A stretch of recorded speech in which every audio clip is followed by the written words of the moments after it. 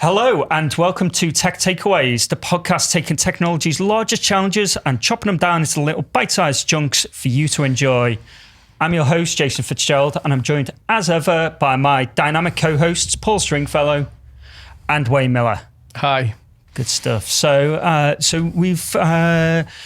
What have we been chatting about this week? What is it that we want to talk about? I think we mentioned SASE. You sound like we've not prepared in any way, shape or form for this. Have we? Well, I don't know. But yeah, go on, Wayne. What have we been chatting about? Well, this week, amongst other things, we've been chatting about SASE. And I'm still trying to get my head around SASE, how you connect to SASE, what SASE is. Okay, yeah. So, I think... taking it right back, I struggled to begin with the concept of SASE, what it does for people, but how you get to SASE and what that looks like. So, probably a week of educating me, I'm getting there, but you would do a far better job than I would explain in the concept of connecting in before the benefits. Okay, I'm not sure I'll do a better job, but let's give it a crack anyway. So I think, yeah, and it's interesting. It's a conversation we've been having a lot over the last few weeks with a number of customers. And we'll probably come back to in a minute to why, because actually I think that's quite an important part of why you consider this technology at all. But the idea around SASE is it's actually a mixture of technologies, but it's basically the idea of secure edge with building into that, which is the SASE component, building into that networking at the back end. So it's a nothing in interesting. I think nothing in SASE is particularly new. So it's all build up of things that we will be familiar with. So things like CASB, things like gateways, and then things like SD-WAN, which make up all of these parts. And these are all things that, well, I think these are all things that you're familiar with. And it was interesting kind of conversation around.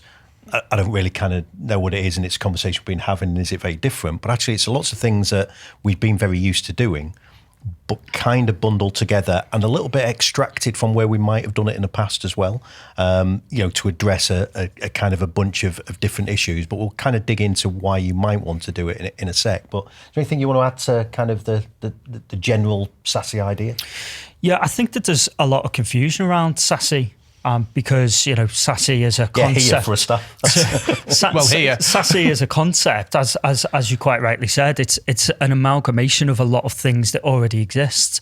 When we talk about SASE, we're talking about a network and security as a service, pretty much, and it's a amalgamation of things like firewalls, firewall as a service, ZTNA, CASB, all that kind of stuff. So I think that I'm happy that we're doing this episode. To address some of that confusion. I think hopefully we can clarify what SASE is. The first part I wanted to get my head around was how does an organisation across multiple sites connect in? Yeah. Because historically we've either sold internet connections with a router that connect to the internet, or we've sold, an MPLS network, which is on net. And this is a different concept. Well, maybe a good place to start is to why we're having that conversation. Okay. So we can even use the kind of the customer we've been speaking to over the last couple of weeks around this as an example.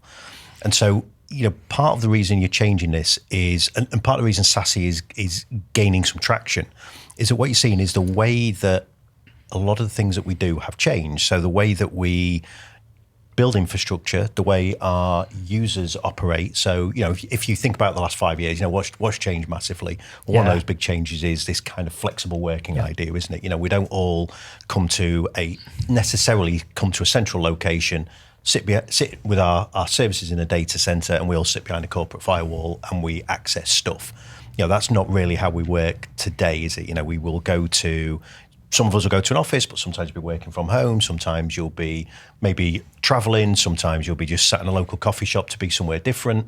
And we all want kind of access to our key services. So there's that end, the idea of how we connect to services and where we're connecting from. But the other part of that is where those services live. Again, we've moved a long way in most cases from the idea that everything sits in a corporate data center. We don't all have a data center or a computer room or a cupboard with a mop bucket and a server in it. We've seen too many of them. But we don't have that necessarily. Increasingly we are using software as a service. So we are using things like Microsoft 365, Google Workspace, Dropbox, Box, Salesforce, all of those kind of applications that are out there that people are taking as services. So you've got this big distributed set of infrastructure, distributed workforce. And then traditionally what we did is we'd have the corporate firewall and everybody would connect to that. So when we started distributing all of these things, well, then the amount of traffic we're pushing through that firewall, but particularly for our users where the answer for security was to VPN them all in and then send them back out. You know, when we first saw everybody start to go home because of COVID, one of the biggest issues we saw a lot of initially was this idea of, I've got this firewall and it's now creaking under the pressure of my 1,000 users are no longer all in the office going one way. They're all VPNing in and then trying to get back out, and it's just grinding everything to a halt. So all of that infrastructure change has kind of changed the way that we need to think about that kind of where we move. That's you know, we can't have that security. Even the idea of where the perimeter's gone. You know, the perimeter is no longer just the edge of a.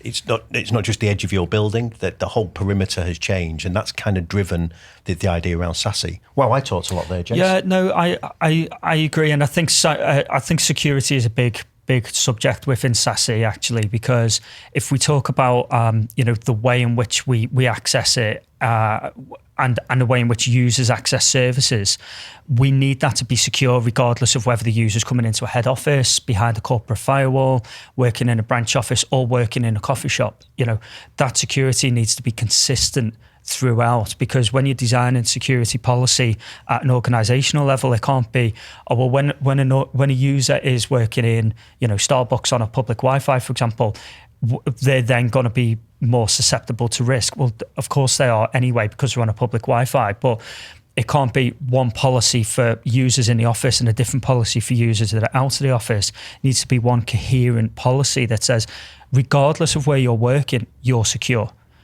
We're confident that you're secure, regardless of where you're connecting in from.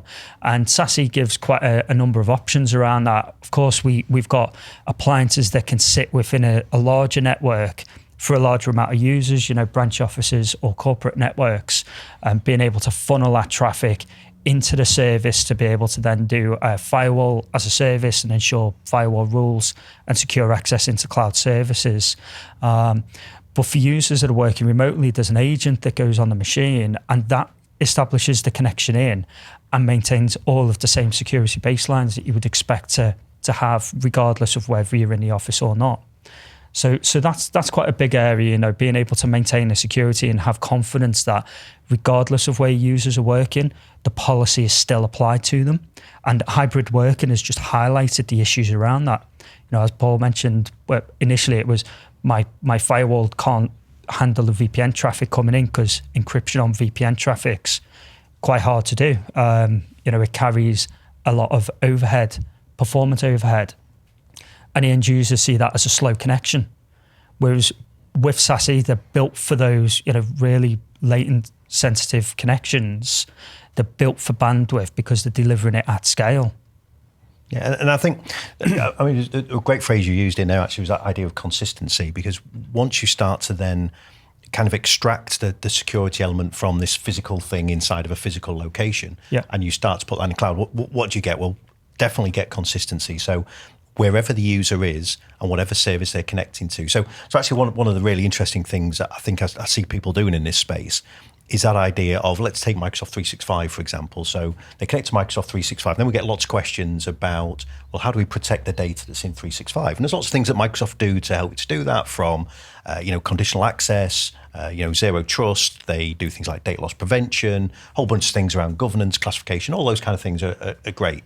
But you can also make that a more consistent experience by putting in front of that a SASE connection. So everybody who connects to your corporate 365 actually hits this connection first. And there's where you do all of your front-end security. So that's where you do your conditional access or your zero trust. That's where you can then apply additional rules that say, well, actually, if it's this type of user, they're only allowed to do these things when they connect to Microsoft 365. And you just it's moving that kind of security, instead of making that security based around a service or a location, you base that security on the endpoint, and whether that's got some kind of clients, whether they're accessing, because one of the other things that gives you flexibility is the ability to access kind of a portal where you front end all of your applications in there. So all of this kind of stuff is around it's a modernized approach to how we have thought about kind of perimeter and services security in the past. And it's like everything else, isn't it? We are modernizing lots of things by taking them as a service, moving to them in a cloud, which gives us geolocation reach, gives us scalability, gives us flexibility in a way that are on.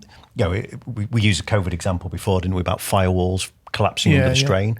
Well, actually, if those things had been cloud scalable firewalls, nobody's ringing you day one of COVID going, all they've done is they've just turned up the amount of capacity, or the amount of kind of computing capacity that those devices can handle. So it that kind of move to SASE, I think the reason we're starting to see an acceleration in this is because people have realised that actually our infrastructure has changed greatly, the way we work has changed greatly, and actually the infrastructure that we've had traditionally is no longer necessarily fit for purpose. Yeah, absolutely. And I think that SASE enables a level of flexibility as well with this. So we want a consistent user experience, and we want it to be consistent in terms of performance, but also security.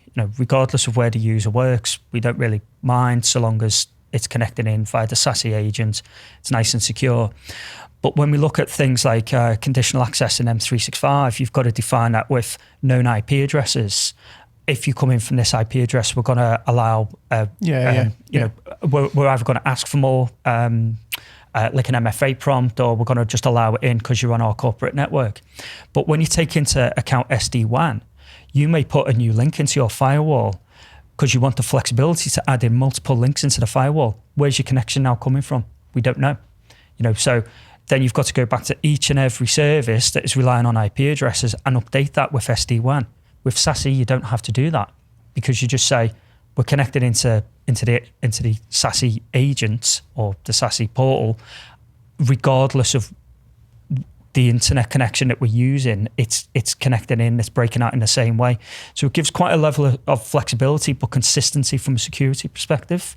I think, Wayne, you made a really good point before we started recording, actually talking about, because where tech is, and so we can sound any kind of new and emerging tech, we can make sound like it's the thing, it's the cool thing, and there can't be possibly a problem with it. Yeah. But one of the things you talked about beforehand, and I think it's just worth people having that kind of in the back of their minds, is they need to consider that lots of SASE connectivity, at least the first leg of it, is public internet. Yeah. So if you've currently got your wide area network built around private MPLS connections into a wide area network, then you've got a level of control over that connectivity, the bandwidth, the latency that you've got across it. The minute you start to go to the public internet as your initial connection point, you've at least got sort of that bit in front of it. And we talked about with SASE before that SD-WAN is part of that. So actually when you hit some of these SASE vendors, actually when you hit their front end, you then break out onto their private network at the back end. So you're not doing all of your network traffic across the public internet. In some cases, they own those links between kind of their points of presence. But I think it's a worthwhile thing just for people to consider. But I think I suppose if we were looking to some for me, I think if we were looking to some SASE up, if people are saying, well, what's all this SASE nonsense these guys are talking about?